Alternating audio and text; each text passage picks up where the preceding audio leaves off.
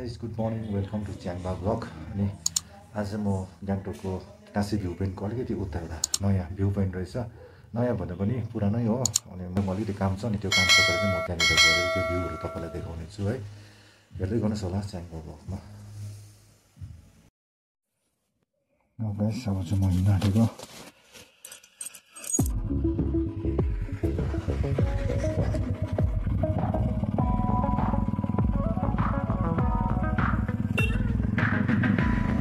घरमा गएर चाहिँ टायर पनि अन्त रेयर टायर पनि सँगै भगाएको गर्दा चाहिँ आरामले हिँड्नु पाइरहेको छु यस्तो बाटोमा पनि हो।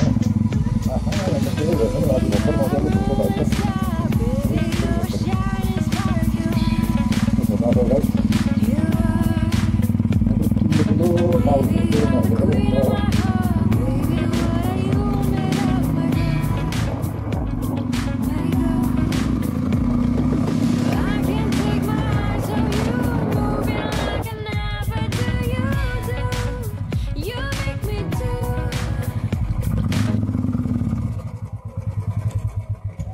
लु आइपुग्यो अहिले चाहिँ हामी यहाँ लाल बजारमा माथि ब्याङ्कको काम गरेर एक दुईवटा। A few minutes later. लगाइछ अब चाहिँ लाल बजारको काम सकिसक्यो त ब्याङ्कको काम सक्यो हो। अब चाहिँ हामी जानेछ त्यो माथिको भ्यू पोइन्टमा त्यो कसो चाहिँ हेरौँ है। यसको चाहिँ मुभीहरू लागिरहेको छ यहाँनिर अस्ति थुप्रै लागेको खाना रहेछ। अब चाहिँ मदन भाइले चाहिँ भएर चाहिँ हो कहिले लाग्छ आउनुपर्छ त्यतिबेला चाहिँ।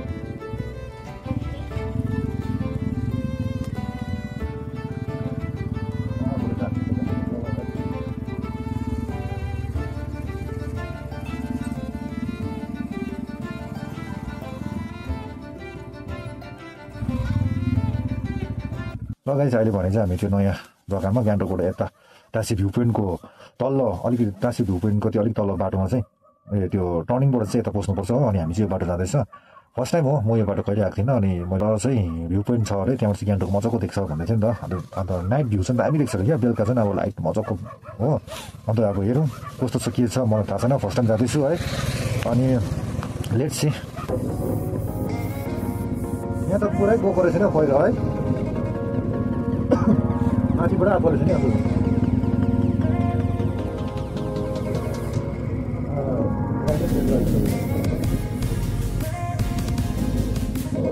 बम्बेमा पनि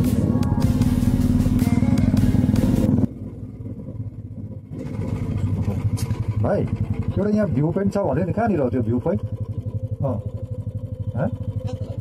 यतै भन्दै थियो कहाँनिर?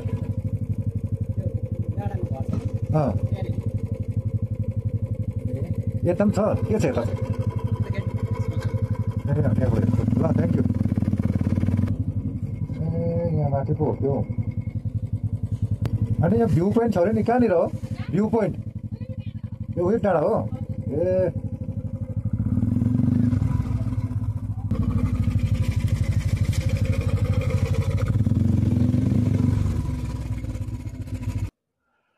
नामसेवाल होमस्टे कम क्याम्प मुख्य डाँडा भन्दो रहेछ अप्पर लुइङ। हेरौँ कस्तो बनाएको छ माथि। लगाइ साइड भने चाहिँ हामी फाइनली आइपुग्यौँ यहाँनिर जहाँनिर हाम्रो डेस्टिनेसन थियो। हामी चाहिँ त्यहाँ आइपुगिसकेको छ हो। यहाँबाट यस्तो जानुपर्ने रहेछ। हामी त अघि नै क्रस गरेर गएको परै गएर आएको र पनि ठिकै छ नयाँ जग्गा परसम्म घुमेर आइभयो। अनि अब चाहिँ यहाँबाट चाहिँ उकालो जानुपर्ने रहेछ। यो त होमस्टेको रहेछ त खासमा त कम क्याम्प रहेछ नि त हो। अन्त बेलुका चाहिँ राम्रो देख्छ होला। बेलुकाको भ्यू चाहिँ यहाँबाट राम्रो देख्छ। बेलुका चाहिँ अब बेलुका चाहिँ बस्ने गरी आयो भने चाहिँ राम्रो हुन्छ होला। तर 8हरू बजीसम्म बस्यो 9 बजीसम्म बस्यो भने राम्रै भ्यू छ। तर गाडी लिएर चाहिँ आउनु पर्ने रहेछ। बाइकमा चाहिँ हुँदैन चिसो हुन्छ बेलुका। समरमा चाहिँ मजा आउँछ हो। अहिले त बन्द होला तर यहाँनिर सबै दोकानहरू पनि छ कि छैन कुनै मान्छे छैन कोही पनि छैन। यहाँ चाहिँ यस्तो बनाएको रहेछ तर अहिले चाहिँ मान्छेहरू चाहिँ खोइ आएको छैन होला। दोकानहरू पनि खोलेको छैन। यहाँबाट चाहिँ यसो देख्दैछ नि गान्तोक खासमा चाहिँ हो। वेदर राम्रो भयो भने चाहिँ मजाको देख्छ यहाँबाट चाहिँ। गान्तोक चाहिँ मजाले देख्दो रहेछ। तल सोकेथाङ हस्पिटल हो तल एसटिएनएम ठुलो बिल्डिङ त्यहाँनिर यस्तो देख्दो रहेछ नि यहाँबाट चाहिँ मजाको एसटिएनएम त्यहाँ अझै क्लियर भएको छैन नि त यो धुम्म लागिरहेको छ कि नभए त क्लियर देख्थ्यो मजाको देख्दो रहेछ यहाँबाट अहिले चाहिँ साथी हो यहाँ चाहिँ क्याम्पहरू पनि थियो रहेछ तर अहिले चाहिँ क्लोज भइरहेको रहेछ अन्त फेरि चाहिँ क्याम्पको जग्गाहरू यहाँनिर क्याम्पहरू गर्नु क्याम्पिङ गर्नेहरू पनि छ यहाँनिर हो मजाको त मजा अहिले चाहिँ दोकानहरू पनि के पनि छैन यहाँ क्लोज भयो सबै क्लोज भइरहेको छ यहाँनिर यस्तो अघि हामी यहाँको बाटो यो हो यहाँबाट सिधै माथि चाहिँ डाँडाबाट यता टाँसे भुपेनको तल हो यस्तो देखिँदो रहेछ यहाँबाट चाहिँ भेरी नाइस सो स्टनिङ अझै राम्रो देख्नु पऱ्यो भने चाहिँ अब यो अप्रिलतिर चाहिँ आएर चाहिँ मजाले चाहिँ आउनुपर्ने रहेछ अप्रिलतिर चाहिँ मजाले बेलुका नाइटमै मजाले बस्ने गरी चाहिँ आउनुपर्ने रहेछ यहाँ चाहिँ क्याम्पिङ गर्ने गरी अन्त मजाको देख्दो रहेछ यहाँ चाहिँ भेरी नाइस दामी देख्दो रहेछ यहाँबाट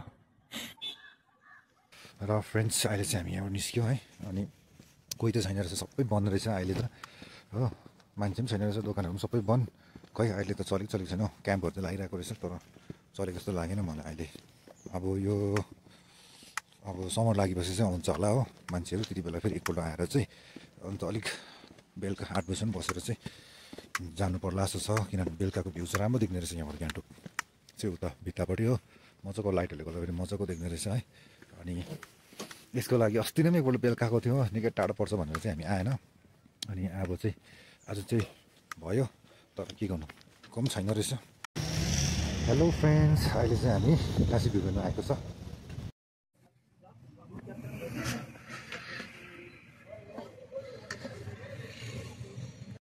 हेलो फ्रेन्ड्स अहिले चाहिँ हामी टाँसी भ्यू गर्न आइसकेको छ यस्तो छ यहाँ टाँसी भ्यू गर्न हो यहाँनिर 360 पनि राखेको छ अहिले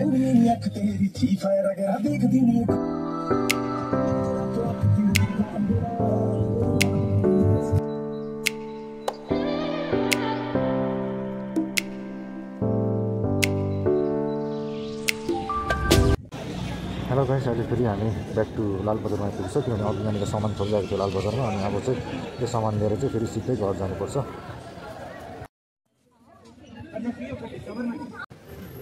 हेलो फ्रेन्ड्स अहिले चाहिँ हामी यता जालीपुलको यतापट्टि पेट्रोल पम्पमा आइसकेको छ अनि मैले फुल ट्याङ्की गराइहालेँ पेट्रोल अब मजाले घर जानुपर्छ अहिले भने चाहिँ हामी दौडे भयो अफ रोडमा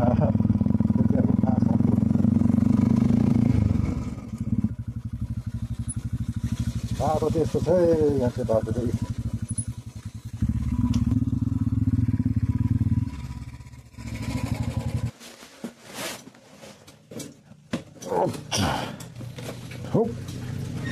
फुल ट्याङ्की गरेर त निकै भारी भयो कि बाइक त